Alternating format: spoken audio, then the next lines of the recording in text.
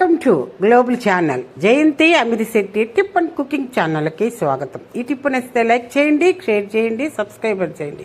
మొదటగా ఈ ఛానల్ చూసేవాళ్ళు సబ్స్క్రైబర్ చేసుకోండి.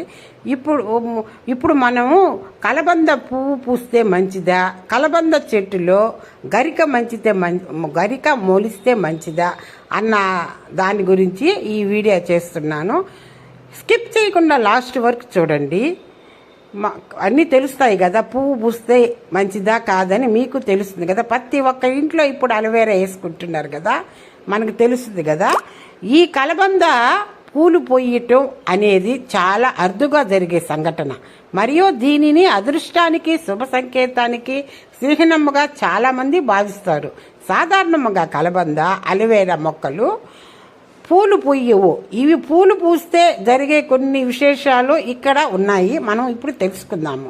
అదృష్టము మరియు శ్రేయస్సు. ఇంట్లో కలబంద మొక్క పూలు పూస్తే ఆ కుటుంబానికి అదృష్టము, సుఖ సంతోషాలు మరియు శ్రేయస్సు వస్తాయని నమ్ముతారు.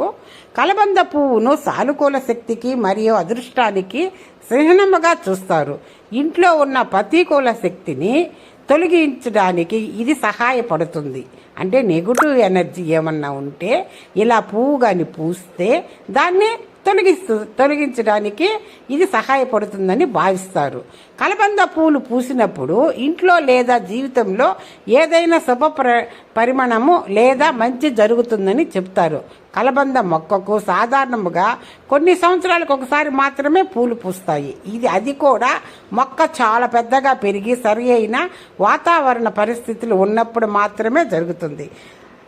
అది చెప్పుకున్నాం కదా, పూలు పోయటం. ఇప్పుడు గరికని ఎందుకు ఉంచాలా అని సంగతి గురించి చెప్పుకున్నాము. రాత్రిపూట సామాన్యంగా మనకి చెడ్డ కళలు వస్తుంటాయి. ఆ కళలు వచ్చినప్పుడు మనం లేచి వచ్చి గడ్డిని పట్టుకొని కాళ్ళు కొడుక్కుంటే ఆ కళ వచ్చింది, చెడ్డ కళ వచ్చిందనుకో అది తొలగిపోద్ది.